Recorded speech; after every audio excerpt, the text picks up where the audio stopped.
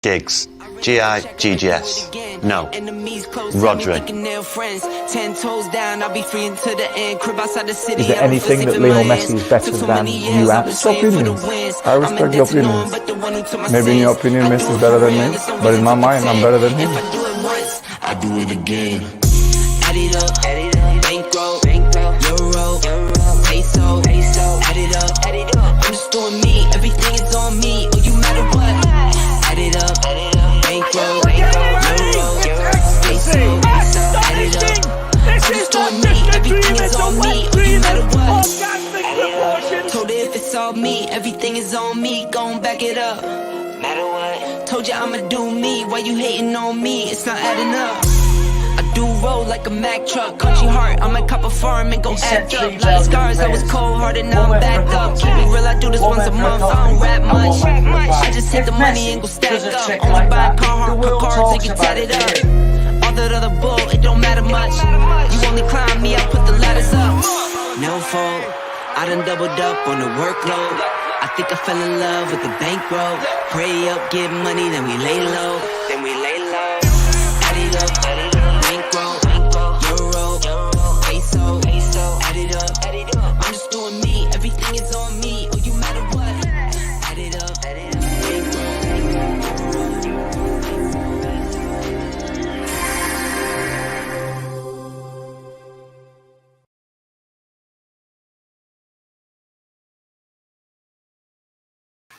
Yes, guys, I'm Si. This is Ace Podcast Nation. Welcome to FA Cup final preview between Manchester United and Manchester City this weekend. Rodri's still poorly bad, so no Rodders this week. He struggled. However, as a special little treat, tomorrow night we'll be dropping the first episode of Gigs with Guests, which also, ironically, doesn't feature Rodri because he's been ill. But on Monday, we recorded an episode, a VAR special with their former Premier League, Jeff Winter, and it did not disappoint. Jeff did not hold back his opinions and views. It was very interesting stuff, I got to say. So really looking forward to that. So we're going to drop that tomorrow evening as a little reward because we've only got this. So no, Gigs with Guests is going to be pre-recorded for now just because of scheduling and stuff like that, but maybe in the future it'll be live. But the first one tomorrow with Jeff Winter is a VAR special, and it's a belter, I gotta say. It's an absolute belter, but there's no Gigs on that one either because Rod has been rough all week. So yeah, we're gonna talk FA Cup final, so probably won't be like the full hour, probably a half hour or so, but I wanted to kind of we like to delve into the tactical side of things a little bit, both here and on Cardiff City World. If you're a Cardiff fan, you should definitely check it out. If you're a Championship fan, you should check it out. So we do like to look at the tactical side of it. And what I find really fascinating with it is, like, on paper, City are just like this juggernaut, which are like fucking unbeatable. They got like 2 world-class players for every position. Probably they're certainly the greatest manager at the moment, and they've just won the league. They've won 4 leagues on the bounce. They won a treble last year. They beat United in the final last year. And United, on the opposite side of that, are like seemingly imploding and it's all falling apart. And, you know, everything. Manager could be on his way out, if you believe some people, and all these different things. So that's an interesting side to it, which we'll have a look at. But then also this, like, can United find a way to change what happened last year? Because last year City went ahead within 20 seconds and then it was kind of one-sided, even though they didn't get that additional goal, or sorry, like they didn't push on and make it like a heavy defeat. It was kind of one-sided. City would never really got out of second gear until the final 10 minutes, where then suddenly United chucked Garnacho on and it all got a bit more close than probably it would have been. So it's going to be fascinating. And yeah, we're going to delve into that. Just looking at some of the comments, like Will says there, does Ten Hag lose his job if he fails to lift the cup? If you listen to Damasio, well-known football journalist, although I would argue he's not as reliable as he was like 5 years ago, he's going anyway. And they're in conversations with Kieran McKenna to take over. Like, personally, I think they should say to Kieran McKenna, if that's who they want, stay with Ipswich, have a year in the Premier League, find your feet and stuff. And if he does really well, then you can have a look at it in a year. Let Ten Hag see out his contract, because he's in the middle. Like, he's still got a lot of players who he doesn't want in that squad. They've got to let a manager at some point finish the rebuilding the squad. Reece just says rumours are United looking at Pochettino, although I think Poch will end up at Juve. Allegri is available. Tuchel is. Mate, I gotta be honest. If I was United, I wouldn't touch any of those names. Pochettino. I'm still not convinced. Like, he might bring them together a little bit and he might play some pretty football, but he's not a winner. And I don't know. I just don't. I thought he did all right at Chelsea, but I also thought he should have been better with the players available. And Tuchel, he's got like the winner aspect of it, but he also is he's got like Mourinho-like streak of just burning things out after a couple of years. So if it was me, I would keep Ten Hag for this year, because he's got 1 year left on his contract, and then see where they are with the squad, see where they are with everything else. Because the other thing is, like, got to remember, is when they brought Ten Hag in, Ten Hag was like the fashionable choice. Everyone thought it was the right choice. He did really well in the first season, and like, they've had over 30 different defensive combinations this year. Rashford's been horrific. I know some people tactically think that one of the reasons for his loss of form is because Luke Shaw's been unavailable, but I think his body language would be more of a worry. Like, Garnacho's played, I think, started like 35 games on the bounce. He shouldn't be starting that many games. They shouldn't be relying on him. He should be an impact sub. So it is difficult. Like, there's not a manager out there at the moment where I'm looking at it, and if I'm United, I'm thinking, yeah, he's definitely the guy that's going to take it forward. And like, Ineos are going to want to get it. It's their first appointment. They're going to want to get it right. And also the fans, like, you see some of the videos which have come out over the last week of fans chanting Ten Hag's name. Like, the match-going fans, the away fans, they're all behind Ten Hag. And I think from an Ineos point of view, whoever you bring in then, if they're behind Ten Hag, it can kind of sour it. Whereas at the moment, all the fans are very positive about Ineos, and it's the opposite to the Glazers. They got a plan and this, and they're bringing in good people like above the manager. So let him work under that structure, because let's be honest, if Ineos had taken over at the time they appointed Ten Hag probably would have been the guy that they appointed. Like, he ticked a lot of boxes. I understand why people think, like, I was speaking to someone today, and you look at it sometimes, particularly earlier on in the season, it just looked like you couldn't really understand what they were trying to do. But then I would argue at the end of the season, from after the Palace game, they did seem to find that tactical tweak to get a bit of structure. But they need centre-backs. They need a backup striker or another striker, so they're not relying on a young kid. They got no other options, so they've got to play Bruno as like a false nine, or McTominay, and it's like McTominay would have been sold in the summer if the manager had his way. So I understand why people would think they think he should go, but I think there's a lot to be said for, if you're going to do a rebuild, like, do the rebuild and be patient with it. Like, they can't just keep sacking managers every 18 months, 2 years, and starting again, because it's just ridiculous. Like, you cannot keep doing that. I've been saying that about Cardiff. You can't just keep sacking managers and expecting a different result. It goes well for the first season, or it goes well for a bit, and then it goes belly up, and then you sack them again. But then equally, when you look back at, in a United sense, when you look back at when they've sacked their managers, it probably has been at a point where there's like no return, like there's no way back. I don't think they're at that point with Ten Hag. I wondered if they were after the Palace game, but they came back quite strongly after that, and they've started to look a bit better. So they have had, like, everyone's had injuries this year, and I think the reason why so many teams have had so many injuries, Like even like look at De Zerbi. Like everyone's raving about him at the start of the season, the first part of the season. He's like transformative manager. He's the next big thing. Brighton finished 12th, but people will allow injuries to be the excuse for that. But United, who had more injuries than anyone, people don't want to do that because a lot of people of my age, like, had our childhoods ruined by United. Like, they just dominated everything. So I get it. Like, this is what it is. But from a excuse me, from a tactical point of view, let's have a look at City first, because first and foremost, I'll do it backwards today, but like, I want the man to watch for Man City. I think, my personal opinion, it's no longer Kevin De Bruyne. Now, is that to say Kevin De Bruyne is bad, or he's not there, so he's not? No, he's a quality world-class player.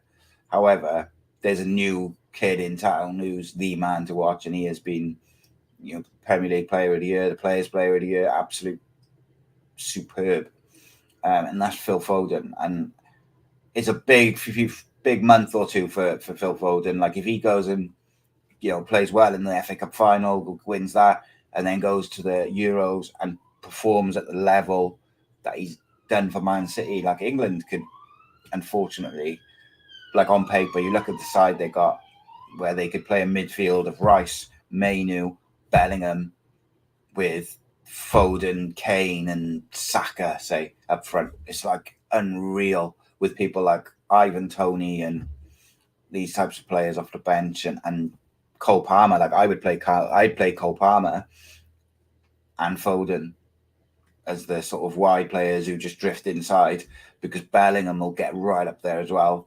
And then you've got Mainu and Rice to be a sort of double pivot. And I would let the front four, or the three around Kane, just be completely fluid. Like, Palmer plays off the wide areas for Chelsea, Foden does it for City, and just let them drift along with Bellingham and be fluid and move. And then Kane is just sort of constant. And it's like a frightening thing if you're not an English fan, or you're not an English man. But with the man, I'm relatively confident with Gareth Southgate in charge, they won't win fuck all. So, but that's just me. Maybe I'm wrong. But from a City point of view, apart, like, they got Phil Foden, who's in the form of his life, really come of age, and like overtaken and left Jack Grealish way behind. Jack Grealish, in my opinion, is a very lucky boy to be going to the Euros. And if I was the manager, I would have taken, even though he's been absolute dog shit this year, I would have taken Rashford over Grealish, because I think Grealish is very similar to Foden, to Saka. They all kind of tend to drift in. They haven't got that electric pace. And when I look at that English squad, apart from probably Anthony Gordon, there isn't that electric pace. And I think that's the only reason I would have taken Rashford, to have a bench player who has that directness and that pace. But they got some incredible players. But from a City point of view, you've got Foden playing out of his skin. Haaland's probably scored another 40 goals this year, even though he's been criticised a little bit lately for his link-up play. It's not his job. He plays within the 18-yard box. Let their players behind him play their stuff, and then he just scores goals, and he's the best in the world at that. Obviously, Edison being out, I think, is a big blow, but it's not that big a blow, because last year in the cup run they had, Ortega was flipping amazing.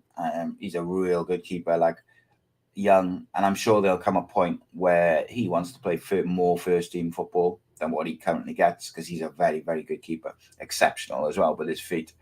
So that'll be interesting. Kyle Walker still probably one of the, if not the best right back in the country, I would say. Trippier didn't quite have as good a season as he had previously, but he's still solid. Luke Shaw's a mad one in the England squad, but anyway. And then you've got Gvardiol on the other side. You've got Ruben Diaz. Akanji has been outstanding in John Stones' absence. And then they've still got, like, Ake on the bench, which is quite mad, really. The squad they've got is unbelievable. And, like, the way they play and the way they build up is so fluid, and they'll leave 2 players at the back, and they'll, like, I saw a video earlier talking about Thiago Motta's Bologna's. He's got this formation where they're in possession, where it's 2-7-1 or whatever it was. But like City kind of do that as well. They overload the midfield, the movement, the boxes they create, and the way they play is just exceptional. They know when to stand still. They know when to move. And there's a lot to be said sometimes for just standing still. Oh, mate, yeah, Curtis Jones, I don't really get at all. And I know I'm not the biggest Liverpool fan, but I don't really understand it. Like, there's other players who I would have picked before him. When you look at some of the players who haven't made it, it's a bit of a mad one. But, so yeah, City, they could line up, and John Stones is back fit as well now, so you could even see him come in and do that role where he starts off in defence but ends up in creating the double pivot in midfield. Rodri is arguably the best defensive midfielder in the world. So they have this unbelievable squad. And then even when you look at the subs, so their bench against West Ham most recently was John Stones, Nathan Ake, Kovacic, Grealish, Julian Alvarez, Mateus Nunes, Scott Carson, Bob, and Rico Lewis, and a couple of youngsters. Like, that is like an unreal bench. And I'm sure, like, I think Julian Alvarez has a slim chance of starting. I don't think he will, because he does sometimes kind of rotate it a little bit. But from City's point of view, if they turn up and they play as well as they're capable of, you'd expect them to win, and you'd expect them to win pretty comfortably. And like, people will say, oh, it's a one-off game, it's United, but United aren't the United of old. They're just not. They haven't got the squad quality, and they don't have the players to do it. Now, can they do it on a one-off game? Yes, they can. Can they turn up sometimes and they look like they're getting it together? Yeah, they do. I think that's a fair assumption. No one thought they were going to beat Liverpool in the Cup, but they not only beat them in the Cup, they then went and beat them did they draw with them in the league a couple of weeks later, or beat them in the league? But they certainly came close to beating them. If they didn't beat them, I can't remember if it was 2-2 or if they won, but that's my memory for you. But like, what I'm saying is, like, United in a one-off game are capable of turning up. So it's whether those players can do it mentally. Can they get the tactics right? And will City have a bit of an off day in front of goal? Will City have, they've just won the league. Have they been celebrating all week and they just gonna, maybe be off it? It's a big ask, and I find it unlikely. But last year's game, whilst, as I said, City didn't really get out of first gear last year because they scored so early. It was closer than I thought it was, because after 10 minutes, I thought it was going to be about 4-5-0. And City are capable of doing that to any team. Like, if they really turn it on, they can just take teams apart. From a United point of view, like, how do they go about it? Like, tactically, how do you set up against the Man City side with so much quality and who play such good football? I mean, it was probably a good warm-up to play Brighton in your final game of the season, because Brighton are probably the most similar in terms of how they play or how they try to play. If you're a United fan and you're looking for positives, you've got a few players who've just found a bit of form. Darlow's found a bit of form. Casemiro looked good against Brighton all of a sudden. Martinez is back. Højlund's scored 2 and 2 off the bench. For that, Bruno Fernandes looks back to his best. Diallo's finally getting a game. Amrabat as well, like, has finally decided he's a footballer again. So, can United do it? Yeah, they can, but it's going to be incredibly difficult. How do they do it? Well, I think first and foremost, they need to have some actual centre-backs fit. It looks like Martinez is fit. Darlow's in good form. So I would expect that they'll put Wan-Bissaka up against Foden, because Wan-Bissaka, for all his weaknesses going forward and on the ball, one-on-one defending, he is about as good as it gets. So you're going to put him up against Foden. Darlow will play the other side. I think it'll be Martinez. And then it's going to be between Evans and Maguire. I think it'll be Maguire. Like they said, he was probably going to be fit. I don't think Luke Shaw will be fit. So you probably go Martinez because he offers so much on the ball and he's good defensively. And really, do you say to Harry Maguire, just get tight to Haaland and try and use your physical strength to try and keep him in place and keep him quiet? If I was picking United's team, I would probably stick with what they've played the last 2 or 3 games, which is like a 4-2-2-2 with like a false 9 and creating like a box in midfield to try and keep better possession of the ball and try and protect the defence more, because they cannot do what they've done for the majority of the season and concede 30 shots in this game, because it will be about 10-0. They cannot do that against Manchester City. So they have to almost, to an out of possession, park the bus a little bit like they did against Liverpool in the league games. And like they have done at certain points. So with that back 4 and the keeper, I think is pretty good. Mainu's going to play. And then it's whether they stick with Amrabat, who didn't play great against Brighton, but had been very good in those 2 games before. And they actually looked like they had a bit of structure and protection with him. Or do they bring Casemiro back into midfield, who got an assist against Brighton and actually looked more like the player that he was last year? It's a tricky one. If I was picking it, I would actually play Casemiro and Amrabat as a 2. And then I'd have Mainu, Diallo, and Bruno. And then it's like, who'd you pick to go with him? Probably Garnacho for a bit of directness. But I think they'd be better with... I think basically you're going to have Rashford. I don't know.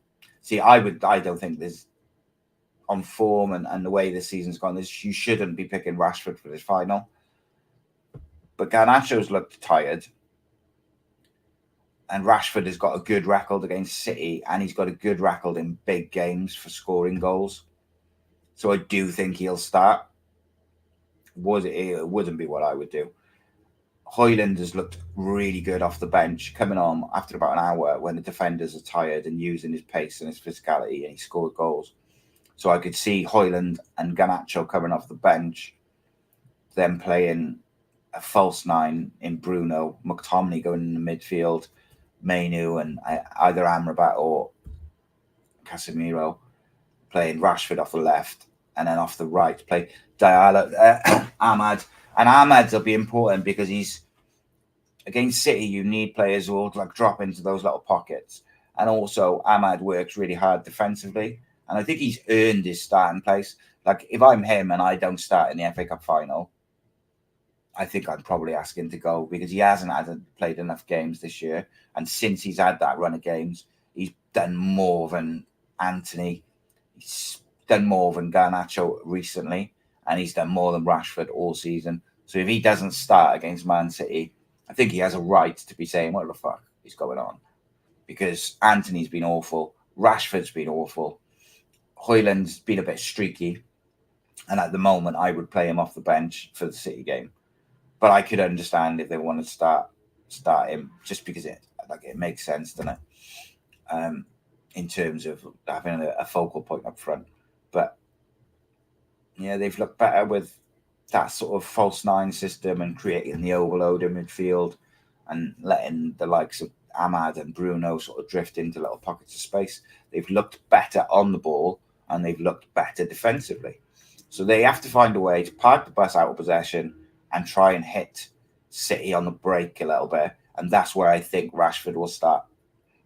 It's not what I would do, but I think that's why Rashford will start, because they'll try and hit him on the counter-attack in that sort of weird system where Bruno's like really deep and they'll have 2 wide players cutting in within Ahmad and Rashford. And then Garnacho will come on for one of them after about an hour, try and be like that direct sub who with pace. Same with Højlund. And then you've got the likes of Eriksen. Varane maybe he's fit as well, so he could start. I never thought I'd say it, but I think I would start Martinez and Maguire. I would still sell Maguire in the summer, by the way, but I think I would start him because you know that Haaland's going to be super physical. Like if you knew that Alvarez was going to start, for instance, and Haaland was going to be on the bench or miss the game, then I would start Varane and Martinez. They're a good partnership. But against Haaland, I think you need, like, Martinez is very physical, but he is small. Like, there's no getting away from it. So I could see the logic to play in Maguire, even though he's got an error in him and he takes about 10 years to pass the football. But he's the best. I saw someone on Twitter the other day say Harry Maguire is the best progressive central defender for progressive passes in the world. And I was just like, fucking hell. How could anyone have that opinion? Like, he's so slow and delays and slows it down so much. He is a good passer, but he takes 2 days to do it. He's not even the best progressive centre-back in that team. Jesus. Don't get it. Reese says, am I surprised De Zerbi left? Yes and no. Yes, because he hasn't been there that long. No, because he seems quite a combative character. He seems like he wants things done a certain way. And I think, like I said earlier, like they did finish 12th. They haven't had the best season, but they've had injuries. They also sold their whole midfield last summer. And have the substitutes been up to the usual standard that Brighton bring in? Like the players they brought in? Probably not, in fairness. Like they sold Casado and they sold McAllister. And others, but like those two, that's like your whole midfield just gone. And that was such a big part of the way Brighton played. He must have been quite frustrated. And then when you added injuries, they haven't got the quality in their squad that maybe other teams have got. And it obviously was a difficult season. And as soon as Pochettino was gone, I was like, yeah, De Zerbi's going there, 100%. What do we think of Vincent Kompany going to Bayern Munich? And what do we think of Craig Bellamy not potentially going with him? It's an interesting one, isn't it?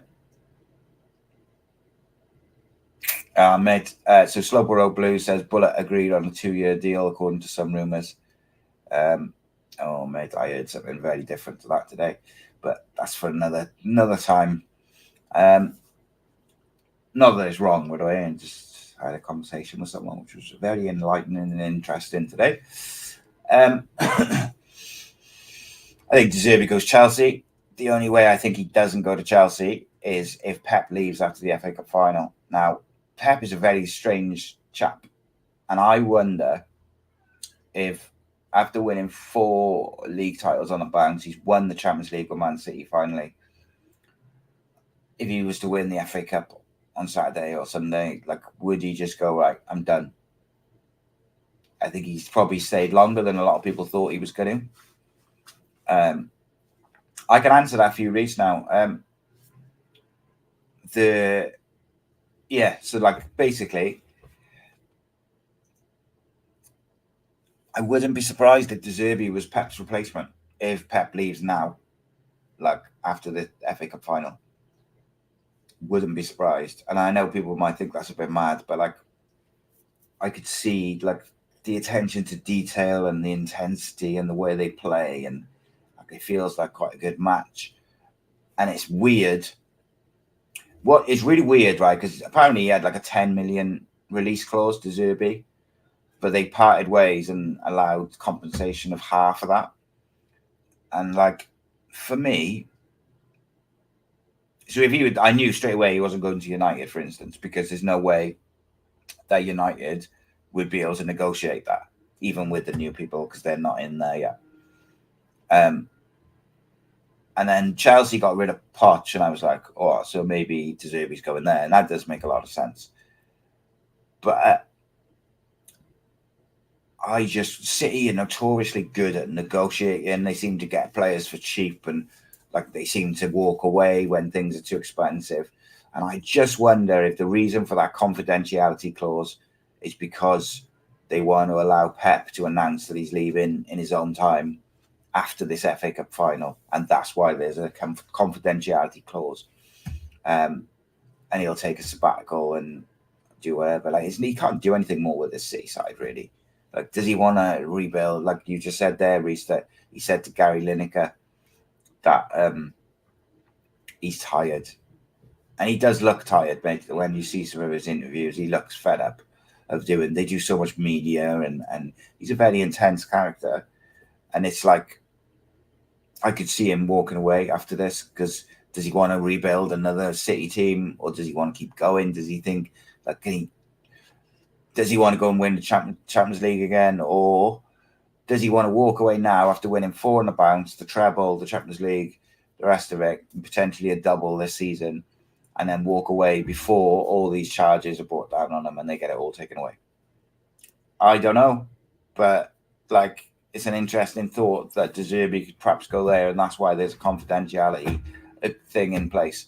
It is interesting though, because he did say that if he thought that City had done anything wrong, he'd walk away as well. So people will put 2 and 2 together. But I think it's more a case of, if he does walk away, it'll be like he's done all he can, and he does, he feels ready that it's the right time to just kind of pass it on to someone else. It's an interesting one. I am like fascinated by the managerial merry-go-round this year. Like, it's mad. Like, it's just in this country, there's like a few clubs looking for managers, but like Bayern Munich and all these clubs looking for managers, and it's like, wow. But then again, like, from a Manchester United point of view, there's none which I'm like, that's the guy. None. Like, I could see the logic of Ineos wanting to get Kieran McKenna in, but not now. Like, in a couple of years, maybe. Like, I could see that logic. I could imagine, when you look at the managers that Ineos have been linked to, Southgate, Pochettino, Potter, apart from Tuchel, they're all kind of like very positive figures, and like the way they go about themselves, like that's similar to Kieran McKenna. Play good football, apart from Southgate, maybe. Juve is like a bonkers club, man. Bonkers club. I had some really interesting conversations about the 115 charges this week, like, and it's almost like, no matter what happens, football's never going to be the same again, because if they find them guilty, they're going to have to relegate them like they did to Juve. And if you look back, after that, Juve got sanctioned and relegated and all the rest for the match fixing, the attendance figures and the viewing figures of TV just went poof, because people were like, the prices are high and this and that, and we accepted it because we love the beautiful game and this. But if you're telling us that it's not on an even keel on the sporting front, not interested. And I wonder if the same thing might happen and people will just switch off from it. And then when you see reports of the Abu Dhabi government meeting with the UK government, and you're like, are they going to put pressure on them because they put in so much money into the UK economy? And then it all becomes it's just all fucking shady as fuck. So yeah, I think either way, whatever happens, even if they get found not guilty, people won't believe it. And I think the main reason why people won't believe it is because, well, there's 2 reasons for me why I think people will struggle to believe it, even if they get a not guilty. One is they were found guilty by UEFA, but got let off because of a time thing in the Sporting Court of Arbitration, I think it is. And then the second one is they gifted Pep's brother a football club in Girona. Like, I mean, what is a club in La Liga worth? Like a sort of middle of the range La Liga football, 150 million or something, do you reckon? I don't know. Like, I'm guessing. I have no idea. A lot of money to gift someone like the brother of your manager or whatever. It's a weird one. So yeah, that'll sort itself out eventually. The Premier League have just made it so, like, they've dragged it out so much that it's leaving a sour taste. Like, and do you know what was mad? Like, when City won the league title this year, I really, really, really, I can't remember a league title being won where I saw a lot less attention on it, like less people talking about it. like obviously it was talked about. I'm not saying that, but just like it just felt like really underwhelming, and I couldn't work out if that was people have turned off by the charges, and there's like this big asterisk by it, or whether it's just because it's City again, like 4 times in a row, and everyone's fed up of that side of it. Maybe it's a bit of both. Two things can be true, but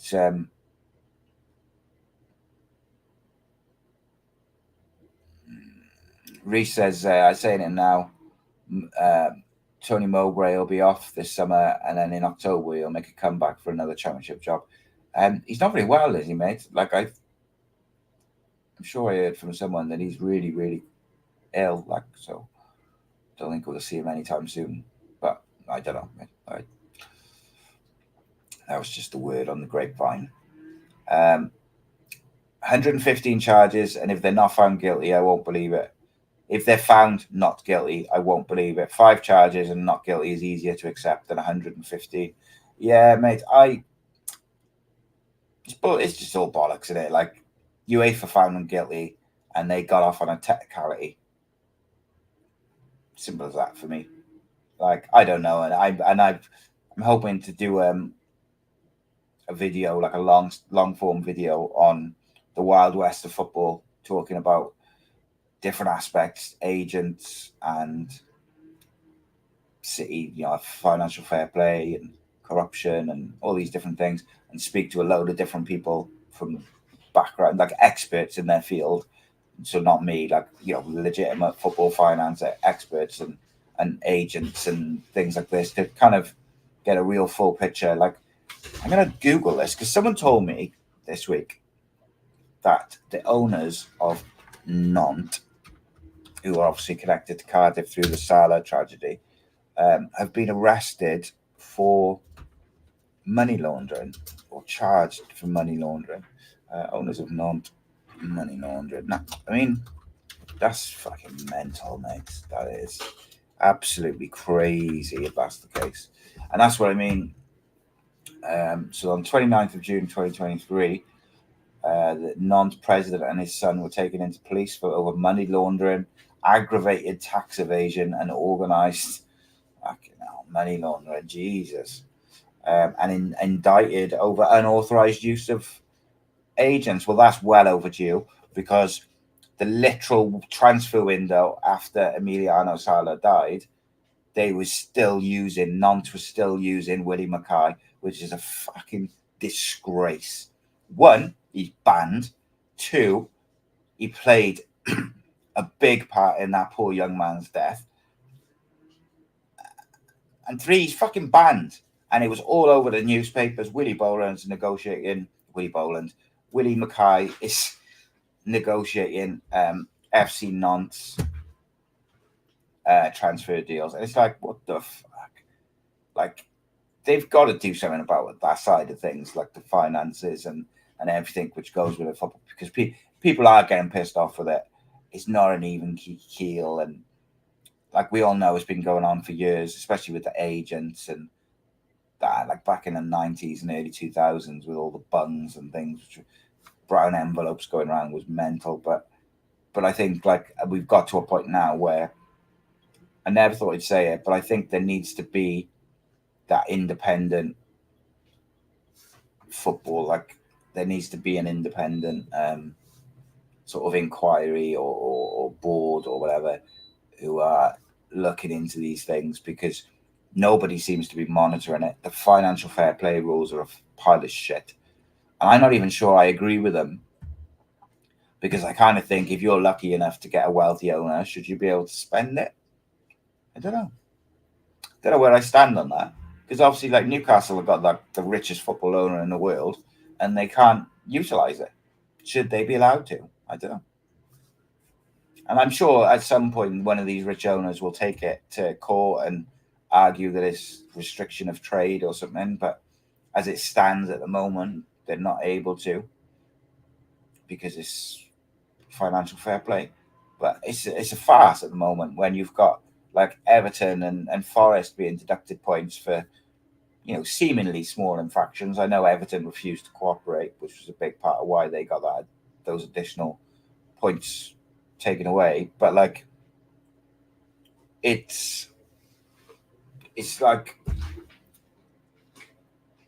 it just makes a farce of it when you're charging those smaller clubs for like 1 or 2 infractions, not cooperating or whatever, when you've got a City with 115 charges, like just holding everything up because they got the best lawyers in the world, and they're just like arguing the point instead of cooperating. So it is interesting from a like the goldfish bowl looking in, but from the other side of it, like I almost do wish I had there was some regulation to it, because it's not working at the end of the day. It's not going well. It's not working. It is what it is. So back to the FA Cup final. I will say what Will just said there. So he says, like, financial fair play is designed to keep the big clubs big and the small clubs small. If an owner wants to spend money, not put it as debt against the club, then why shouldn't he be allowed to? Yeah, I agree with that, mate. As long as they're not putting debt on the football club and they're just spending their money, then I think that's okay. But restricting debt is probably a better idea to keep clubs from going bust and stuff like that. But equally, either way, at the moment, it's not working and it's a bit of a farce. Did you notice that one of the guys from the FA who normally gives out the trophy didn't give City didn't present him with the trophy? I thought that was kind of interesting. Maybe he didn't want it to come back on him in a couple of weeks. Who knows? But like, they should have had it sorted by now, because like they've just handed him another trophy, and if we assume if they are guilty, and they are innocent until proven guilty, but if they are guilty of 115 charges, they've just handed him another league. Like, they should have sorted it by now. It's been dragging on.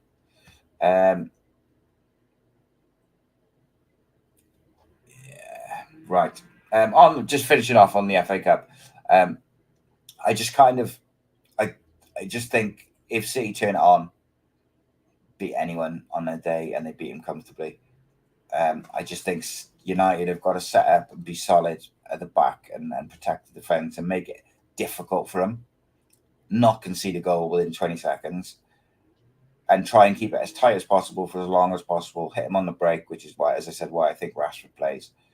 And if they can keep it to like 1-1 or 0-0 come 60, 70 minutes, 80 minutes, whatever, and you can bring on a Garnacho, a Højlund, whoever, then you can kind of put them under a bit of pressure, and maybe it comes off then.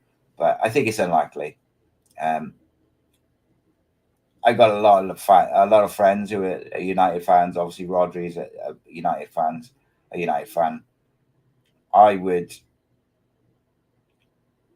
I would like United to win for him, because it's been rough. Like, I've abused him all season for how shit United are. But like, I would like, for my mates, I would like them to do it. I'm kind of bored of City winning everything as well, is the other side of it.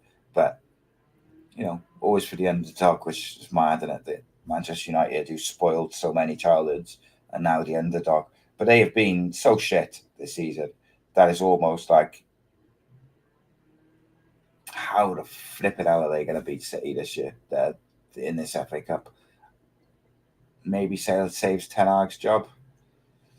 Maybe. If United can find a way and he puts in a bit of a technical masterclass, maybe like that saves his job. Personally, as I said at the start, I think he should stay. I think the majority of United fans are behind him. And if Ineos change him now, especially if he wins, but even if they change him now anyway, like, I just wonder whether that puts them on a bit of a wrong foot to start. Whereas if they stick with him for this year and then assess it, I think the fans get behind that. And we see. It'll be interesting how he could do with a proper structure above him and a transfer window, and see if he can get some of those players out. some players in and how he does next year. Manchester will win the FA Cup. You're right there, Borough fan. So that's kind of been the FA Cup preview and a bit of other chat as well. My prediction for the game is I actually think it might go to penalties because I think United will park the bus. But City have got so much quality, it's difficult to see past them.